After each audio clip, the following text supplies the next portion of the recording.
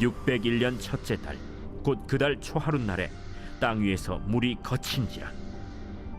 노아가 방주 뚜껑을 제치고 본즉 지면에서 물이 거치었더니 둘째 달 20일의 날에 땅이 말랐더라. 하나님이 노아에게 말씀하여 이르시되 너는 내 아내와 내 아들들과 내 며느리들과 함께 방주에서 나오고 너와 함께한 모든 혈육 있는 생물 곧 새와 가축과 땅에 기는 모든 것을 다 이끌어내라. 이것들이 땅에서 생육하고 땅에서 번성하리라. 노아가 그 아들들과 그의 아내와 그 며느리들과 함께 나왔고 땅 위의 동물 곧 모든 짐승과 모든 기는 것과 모든 새도 그 종류대로 방주에서 나왔더라. 노아가 여호와께 제단을 쌓고 모든 정결한 짐승과 모든 정결한 새 중에서 제물을 취하여 번제로 제단에 드렸더니 여호와께서 그 향기를 받으시고 그 중심에 이르시되 내가 다시는 사람으로 말미암아 땅을 저주하지 아니하리니 이는 사람의 마음이 계획하는 바가 어려서부터 악함이라. 내가 전에 행한 것 같이 모든 생물을 다시 멸하지 아니하리니 땅이 있을 동안에는 심음과 거둠과 추위와 더위와 여름과 겨울과 낮과 밤이 쉬지 아니하리라.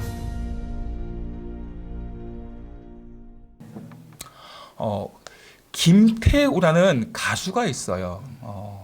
G.O.D라는 예전에 이제 전설과 같은 그룹의 이름인데 그 그룹의 리드 보컬인 김태우가 부른 노래 중에 길이라는 가수가 있으면 길이라는 가사가 있어. 길이라는 그 김태우라는 분은 기독교인으로 알려져 있고 최근에는 CCM도 발표했다고 합니다. 길이라는 곡의 가사를 보면 이렇게 가사가 그러니까 이제 노래를 들을 때 가사가 참 중요하지 않습니까? 한번 읽어볼게요. 내가 가는 이 길이 어디로 가는지, 어디로 날 데려가는지, 그곳은 어딘지 알 수 없지만 오늘도 난 걸어가고 있네. 사람들은 길이 다 정해져 있는지 아니면 자기가 자신의 길을 만들어 가는지 알 수 없지만 이렇게 또 걸어가고 있네. 나는 왜 이 길에 서 있나? 이게 정말 나의 길인가? 이 길의 끝에서 내 꿈은 이루어질까? 무엇이 내게 정말 기쁨을 주는지. 이 가사를 이렇게 보다 보면 인간의 고뇌적인 모습이 여기에 담겨 있다는 것을 알 수 있습니다. 우리의 이 모습이 인간의 고뇌가 내가 어떤 길을 어떻게 가야 하는지 알 수 없지만 우리 모든 인생은 내가 걸어가는 그 길에 대한 답을 알 수 없습니다. 그 누구도 알 수 없어요. 어떤 사람은 자신이 만들어가는 길을 가려고 하고 어떤 사람은 자신이 가는 길에 의문을 품기도 합니다. 여기서 우리가 분명히 알 수 있는 것은 그 길에 대한 정답을 우리는 알 수 없다는 것입니다. 내가 왜 이 길 위에 서 있는지 어디로 가야 하는지 그 답을 찾을 수 없다는 것입니다. 무엇보다 내가 중심으로 찾는 그 길은 바른 길이 될 수 없다는 거예요. 우리는 지금 모두 이 길 위에 서 있습니다. 이 길을 걸어가고 있습니다. 그 길 위에서 우리가 찾는 답이 어디에 있는가? 오늘 노아가 걸어가는 그 길을 통해서 어떤 길 위에 우리가 걸어가야 하는지 그 답을 함께 찾아보고자 합니다. 오늘 본문은 하나님의 공의로운 심판으로 이루어진 대홍수로부터 구원받은 노아의 가족과 그리고 구별된 짐승들이 약 1년간 지루하고 고된 그리고 반복되는 이 방주 생활을 청산하고 방주에서 나오는 장면입니다. 지구 전체를 덮고 있던 이 물들이 점차 다 사라지고 모든 생명체를 다 땅에 있는 모든 생명체를 다 죽음으로 몰아넣은 그 물이 사라지고 이제 땅이 말라 예전의 모습을 찾아가는 가운데 놓여 있습니다. 만약 홍수가 끝나고 곧바로 방주로 밖으로 내보냈다면 노아와 그 가족들은 어떤 마음이 들까요? 아마 절망하였을 것입니다. 살 희망을 잃어버렸을 것입니다. 우리가 홍수를 직접 겪어보지는 않았지만 그래도 뉴스를 통해서 홍수를 보지 않습니까? 그 홍수가 지나간 자리는 어떻습니까? 완전히 다 뒤죽박죽 엉망진창이 되어 버립니다. 그런 가운데 노아와 그 각도를 다 내보냈다면 그 땅은 지금 젖어 있는 진흙과 같은 땅, 그리고 빠져버릴 수밖에 없는 뻘과 같은 땅이 된 가운데 내보내졌다면 아마 노아와 그 가족들은 큰 실망과 낙심을 하게 되었을 것입니다. 그런데 하나님께서는 그런 가운데 노아와 가족들을 내보내지 않았어요. 완전히 건조한 땅 가운데 그들을 내보내신 것입니다. 14절 말씀 보십시오. 둘째 달 21날에 땅이 말랐더라.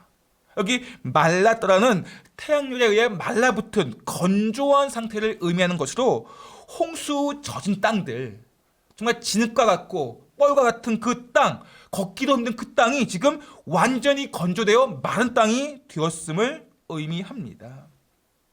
하나님께서 홍수를 통해서 다시 세상을 새롭게 만드시기 위해 그 곳에 내보낸 사람들, 우리 천지창조를 할 때도 마찬가지예요.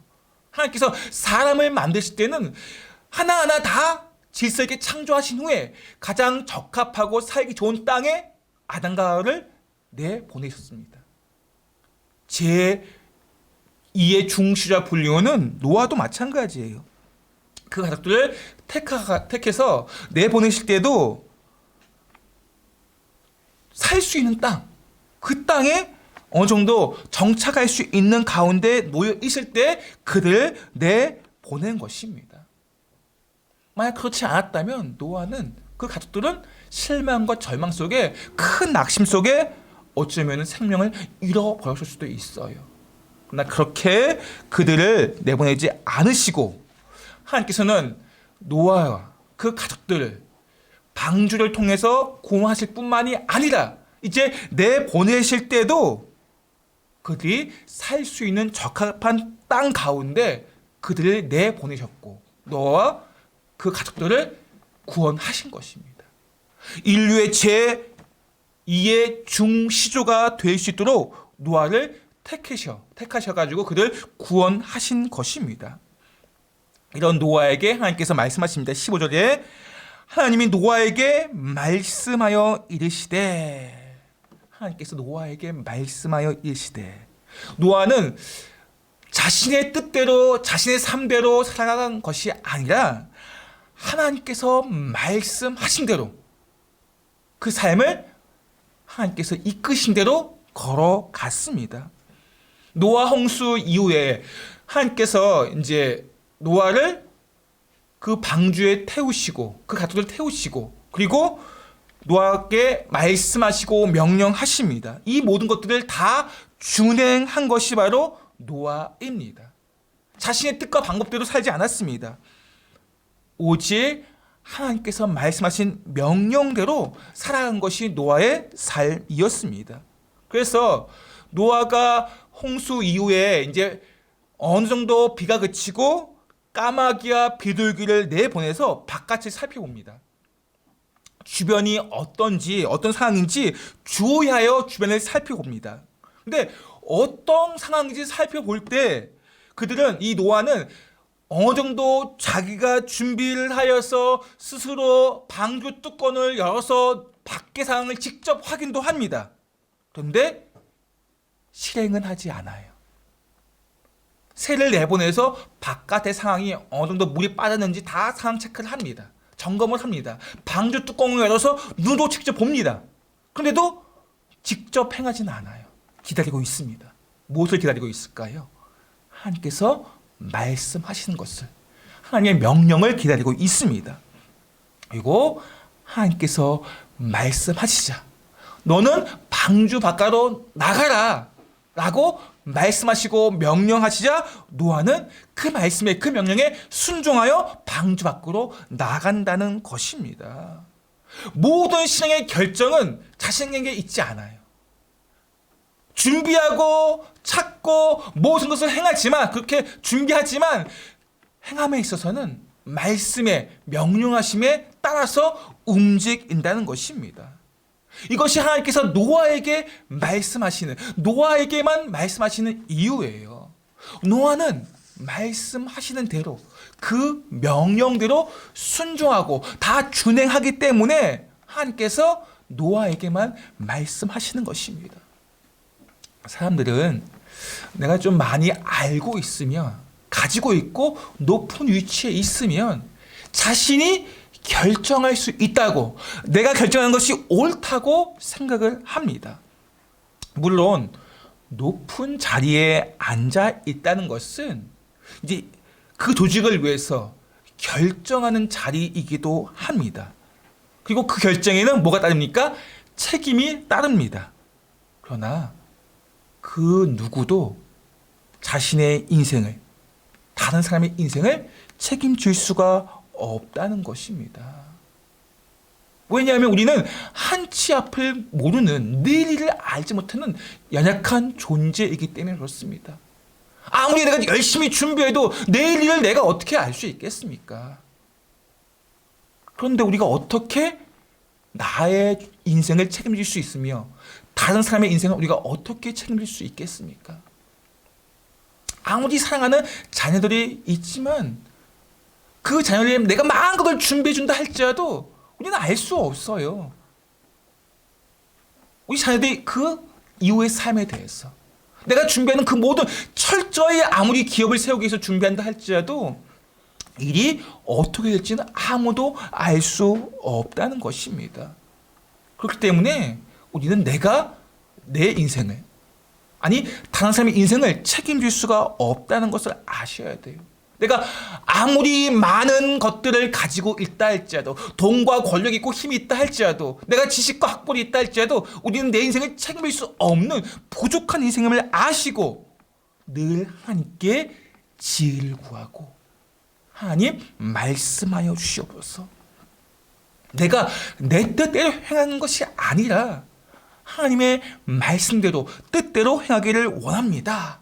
이러한 하나님 중심의 신앙을 가져야 한다는 것입니다. 그 사람을 통해서 하나님께서 역사하셔요.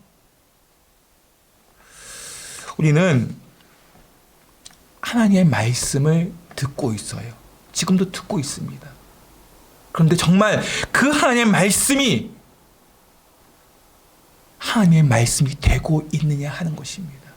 이 성경이 정말 우리에게, 나에게 하나님의 말씀이 되고 있느냐 하는 것입니다. 하나님 말씀은 온 세상을 창조하신 말씀이에요. 말씀으로 온 세상을 창조하셨어요. 그 말씀이 정말 나에게 하나님의 말씀이 되고 있느냐, 지금 우리가 읽은 이 성경책이, 이 성경이 나에게 하나님의 말씀이 되고 있느냐, 우리는 돌아보셔야 됩니다. 온 우주를 창조하신 그 말씀이라면 우리의 인생을 가장 아름답게 만들어 가실 수 있으셔요. 우리 삶을 변화시킬 수 있고, 우리에게 그 어떤 일이 있다 할지라도 인생 역전시킬 수 있는 것이 우리 하나님의 말씀이에요. 말씀은 능력이기 때문에. 그렇다면 정말 그 하나님의 말씀, 이 성경이 나에게 하나님의 말씀이 되고 있느냐 하는 것입니다. 우리의 삶이 지금 변화되고 있습니까? 내 인생이 지금 하나님의 말씀으로 말미암아 새롭게 되어지고 있느냐 하는 것입니다. 우리의 인생을 바꾸실 수 있는 분은 하나님이셔요. 그 말씀이 우리를 바꾸지 않습니까? 그런데 우리는 왜 나에게 여전히 의문을 품고 불평하며 원망할 때가 많지 않느냐 하는 것입니다. 내 삶을 새롭게 바꿀 수 있는 하나님의 말씀, 그 이유가 어디에 있을까요? 그것은 우리가 하나님의 말씀을 확실하게 믿고 의지하지 않기 때문입니다. 하나님의 말씀을 믿고 있다고 생각을 하는지 모르겠어요. 근데 정말 정작 내가 의지하는 것은 주변의 상황, 힘, 지식, 인간의 처세술, 돈과 권력, 내가 가지고 있는 지식, 방법, 그것을 더 의지하고 있지는 않는가? 그리스도인은, 하나님의 백성들은 하나님의 말씀이 이해가 되지 않아도 하나님의 말씀에 순종하는 사람들이에요. 오늘 우리가 본문의 노아가 산 위에 방주를 지었습니다. 생각해 보세요. 배는 어디에다 지어야 됩니까? 항구에다 지어야 되지 않겠습니까? 정말 잘 알고 있는 상식 중의 상식이에요. 그런데 산 위에 배를 지어요. 이해가 되지 않습니다. 노아는 어떤 생각을 가질까요? 이해가 되지 않아도 노아는 하나님의 말씀이기에 순종을 합니다. 방주를 다 졌습니다. 밖에는 여전히 해가 쨍쨍이에요. 근데 하나님께서 노아에게 방주에 들어가라고 말씀하십니다. 명령하세요. 방주에 들어간 노아를 향해서 주변의 사람들이 어떤 말들을 하겠습니까? 비웃고 조롱하지 않겠습니까? 그럼에도 불구하고 노아는 방주에 들어갑니다. 왜냐하면 하나님의 말씀이기 때문에. 여호수아는 가나안 땅을 정복하기 위해서 이제 요단강을 건너가야 합니다. 요단강을 건너가야 하는데 곡식을 베는 시기에는 강이 범람하는 시기예요. 그런데 하나님께서 그 요단강을 건너가라고 말씀하셔요. 여호수아는 제자들에게 궤를 메고 건너가라고 합니다. 잘못하면 그 발을 내딛자, 아니 몇 걸음 가지 못해서 범람한 강의 그 물살에 휩쓸려가 죽을 수도 있어요. 그런데도 하나님이 말씀이기 때문에 여호수아는 순종을 합니다. 전쟁에 승리하기 위해서는 이제 전략과 전술을 짜야 됩니다. 근데 여호수아는 여리고성을 정복하기 위해서 전략과 전술을 짜는 것이 아니라 하나님의 말씀대로 여리고성을 돌기만 합니다. 이해가 되지 않죠. 성 위에 여리고성 군사들이 어떤 생각을 하겠습니까? 쟤들 뭐하냐 하면서 성을 왜 돌고 있는가? 전쟁하러 왔지 얘네들이 뭐하고 있는가? 그런 비웃고 조롱하는 말들이 했을 것입니다. 그럼에도 불구하고 여호수아는 하나님의 말씀에 순종하였습니다. 이것이 그리스도인의 모습이에요. 이게 하나님의 백성의 모습입니다. 그럼에도 불구하고 여호수아는, 노아는 말씀에 순종하였습니다. 이렇게 말씀에 순종하는 그 사람에게 하나님의 말씀의 능력이 나타난다는 것입니다. 지금 나에게 어떤 상황이 놓여 있든지 간에 사람들의 말이 중요한 게 아니에요. 하나님의 말씀이 어떤 말씀을 내게 하는지 그것이 중요하다는 것입니다. 그리고 그것이 하나님의 말씀이기에 내가 이해가 되지 않아도 순종하는 것입니다. 그 말씀을 믿고 의지하는 것입니다. 그러한 사람에게 하나님의 말씀은 전능하신 온 우주를 창조하신 하나님의 말씀이 되는 것이고 그 말씀의 능력이 우리에게 나타나게 되는 것입니다. 우리는 얼마나 말씀이 풍성한 시대에 살고 있습니까? 우리는 TV만 틀어도 말씀이 나오고 주변에 성경 말씀이 얼마나 많이 있습니까? 근데 정말 그 말씀이 나의 삶 가운데 능력으로 나타나고 있는가? 우리는 돌아보셔야 된다는 것입니다. 교회에 다니고 있지만, 말씀을 읽고 있지만, 듣고 있지만 정작 그 말씀을 내가 온전히 순종하고자 하는 그러한 모습, 내가 이해가 되는 범위 내에서만 순종하고 있지는 않는가? 우리가 그럴 때가 많아요. 이건 내가 상식적으로 생각했을 때 그래도 이해가 되니까 말씀에 순종하고, 내가 이해가 되지 않을 때는 순종하지 아니하는 그러한 모습에 가지고 우리가 살아간다면 결코 말씀의 능력이 나에게 우리 삶 가운데 나타나지 않는다는 것입니다. 오늘 우리는 말씀이 풍성한 시대에 살고 있는 우리의 삶을 다시 한번 오늘 말씀을 통해서 돌아보셔야 됩니다. 그리고 말씀에 순종할 때 그 말씀의 능력이 당장 나타나지 않았다고 해서 실망할 필요가 없어요. 내가 그렇게 열심히 철저히 믿고 의지했는데, 순종했는데 왜 나타나지 않지? 노아가 방주를 짓고 방주에서 내리라고 하실 때 내렸습니다. 철저히 의지하고 순종했습니다. 그럼 노아의 앞길은 지금 꽃길입니까? 황금길입니까? 물론 하나님께서 노아에게 그 젖은 땅, 뻘과 같은 땅이 아니라 마른 땅으로 내보내셨어요. 그렇다면 노아의 앞길이 지금 황금길, 꽃길입니까?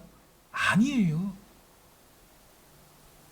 아직도 홍수의 잔해가 남아 있습니다. 지금 홍수의 잔해가 남아 있을 것이고 개척을 해야 하는, 지금 땅에 남아 있는 것이 없기 때문에 개척을 해야 하는 상황에 놓여 있습니다. 어려움이 많습니다.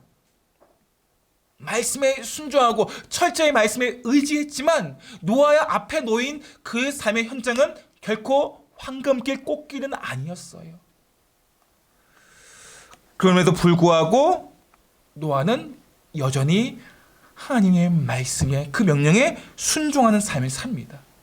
그러할 때 하나님께서 노아를 통해서 그 땅에 번성케 하시고 풍성하게 하신다고 말씀하고 있다는 거예요.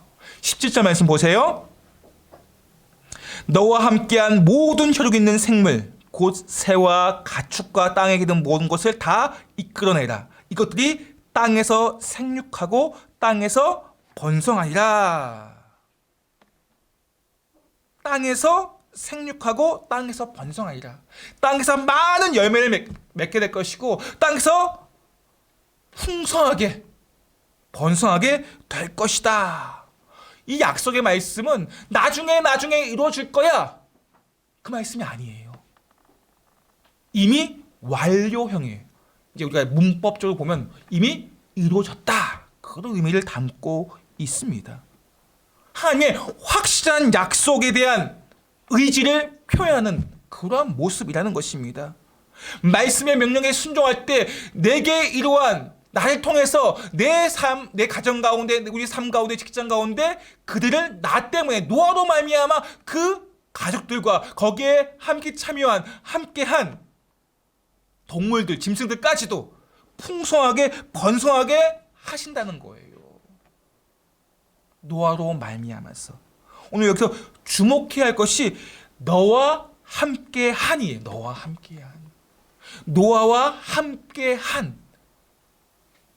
노아의 그늘하에 있는 가족들, 노아의 돌보심을 받고 있는 짐승들, 그들에게 하나님께서 땅에서 생육하고 번성하게 하겠다, 이렇게 약속하시고 이루어 주신다는 것입니다.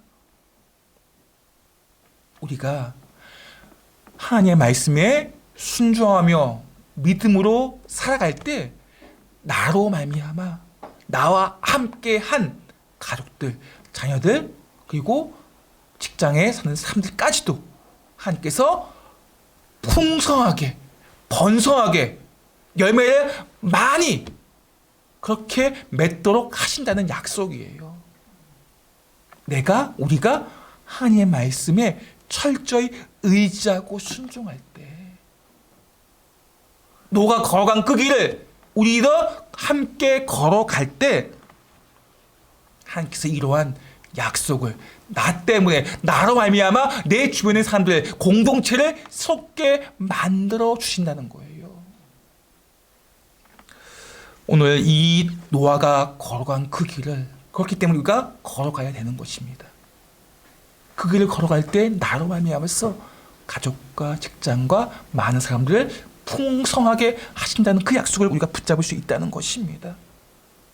노아와 그 가족들은 1년 이상 지금 방주 안에 생활을 하고 있습니다.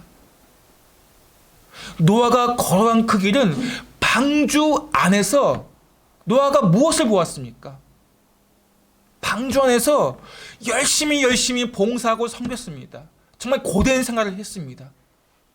주변을 보지 않았어요. 노아가 본 것은 그 고된 생활 속에서 늘 하늘만 보았습니다. 하나님만 바라보았다는 것입니다. 늘 노아의 시선은 하나님께만 있었어요. 이것이 노아가 걸어간 길의 모습입니다. 그렇게 방주 안에서 노아는 하나님께 자신의 시선을 고정시키는 법을 훈련합니다. 힘들고 어려운 가운데 놓여 있을 때 주변 속에서 우리가 쉬고 싶고 딴척하고 싶고 많은 것들을 하고 싶지만 옆을 보지 않아요. 볼 것도 없고요. 하나님께서 노아를 막아놓으시고 하늘만 보게 하신다는 거예요. 노아가 걸어간 길은 바로 하늘만 바라보는 그 길을, 시선의 고정함을, 그러한 길을 걸어갔다는 것입니다. 그런 훈련을 받았습니다. 이 방주 안에 1년 동안 하나님께서는 우리가 노아가 걸어간 길을 걸어가시도록 하기 위해서 때로는 광야를 주셔. 광야, 사막을 주십니다. 힘듦을 주셔요. 어려움을 주십니다. 우리 사람은 그런 힘듦과 어려움이 아니면 잘 하나님을 찾지 않을 때가 많아요. 급하면, 지금 당장 힘들고 어려우면 하나님 앞에 엎드립니다. 그게 우리의 연약한 모습이에요. 내게 광야가 찾아왔을 때 우리의 시선을, 내가 정말 주변에 붙잡을 게 없을 때 어떻게 합니까? 하늘을 붙잡는 거, 하나님을 바라보는 거예요. 우리의 시선을 하나님께 고정시키게 된다는 것입니다. 지금 나에게 그런 광야와 같이 사막과 같은 상황이 놓여 있다면 그것은 하나님께서 우리의 시선을 하나님께 향할 수 있도록 훈련시킨다는 것을 아셔야 돼요. 그 길을 노아가 걸어갔고 우리도 그 길을 걸어가야 한다는 것입니다. 그 길을 걸어갈 때 하나님께서 우리의 인생을 붙잡아 주시고 보호해 주시고 우리의 인생을 새롭게 하시는 하나님의 은혜를 경험하게 되는 것이고 하나님의 약속을 우리가 볼 수 있게 되는 것입니다. 그러한 은혜가 우리 모두에게 있기를 바랍니다. 노아가 방주에서 나온 후 가장 먼저 한 행위는 무엇입니까?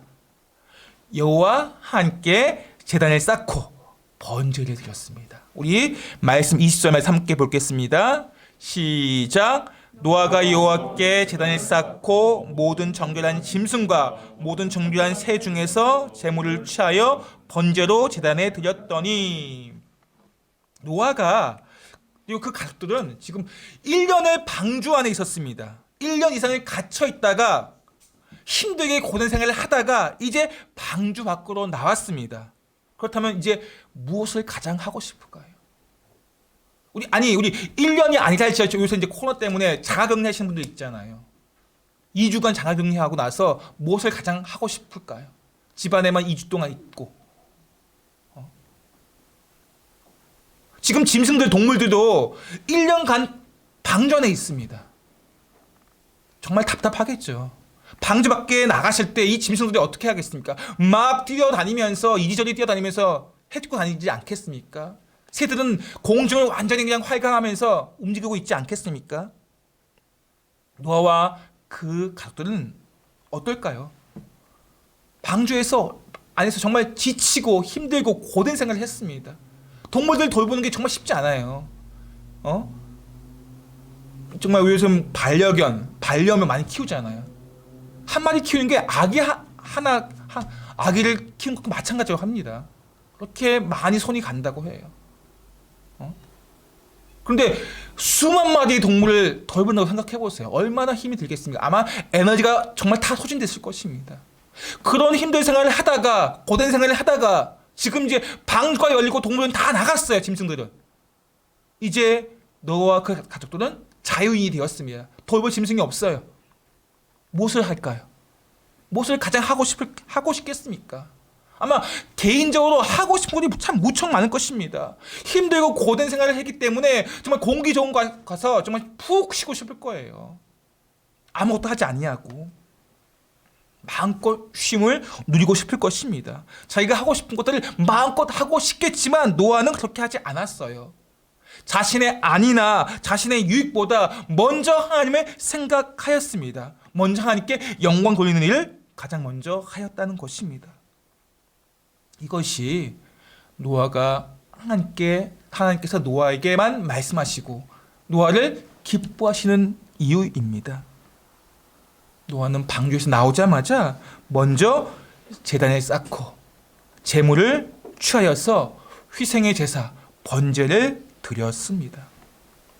이 희생의 제사, 이 제물을 드리는 것은 생각해 보세요. 그냥 가족이 벗기고 짐승을 죽이는 행위가 아니에요. 곧 내가 죽는 행위거든요. 짐승을 죽이는 그 제사는 나의 죄를 용서함 받기 위해서 또한 때로는 감사를 드리기 위해서 내가 죽는 행위입니다. 그것이 바로 제물, 제사를 드리는 행위예요. 자신을 다 태워드리는 것. 번제는 모든 걸 다 태워드리는 것입니다. 자기 부인의 삶이에요. 자신이 헌신의 삶이기도 합니다. 이렇게 자기 부인, 자기 헌신의, 자기 희생의 삶은 마치 예수님께서 십자가 위에 자신을 다 내어드리는 그러한 희생 제사를 의미하기도 합니다. 곧 이것은 예수님께서 하나님의 뜻을 이루기 위해서 하나님의 영광을 나타내기 위해서 제물로 드려지는 희생 제물입니다. 노아도 마찬가지예요. 자신의 삶을 하나님께 드리는 것입니다. 그러면서 노아의 가장 우선순위의 생각은 하나님의 뜻을 이루는 거예요. 하나님의 영광을 나타내는 것입니다. 그것이 노아에게 가장 중요한 행위였습니다. 노아가 걸어간 길이 바로 이러한 길이었습니다. 하나님의 뜻을 이루는 삶, 하나님의 영광을 나타내는 삶. 이러한 노아를 하나님께서 사랑하셨고 이러한 노아를 통해서 하나님의 역사하심이 나타났습니다. 이것이 노아가 걸어간 길이에요. 홍수 이후에도 노아는 여전히 하나님만을 가장 우선시하는 삶을 살았습니다. 이러한 삶을 하나님께서 기뻐하시고 이 제물을 하나님께서 받으셨어요. 말씀 21절 말씀 보시면 하나님께서 그 향기를 받으셨다라고 기록을 하고 있습니다. 생각해 보세요. 제물을, 짐승을 태우는 그 냄새가 향기롭겠습니까? 살을 태우는 냄새예요. 가죽을 태우는 냄새입니다. 결코 향기롭지 않아요.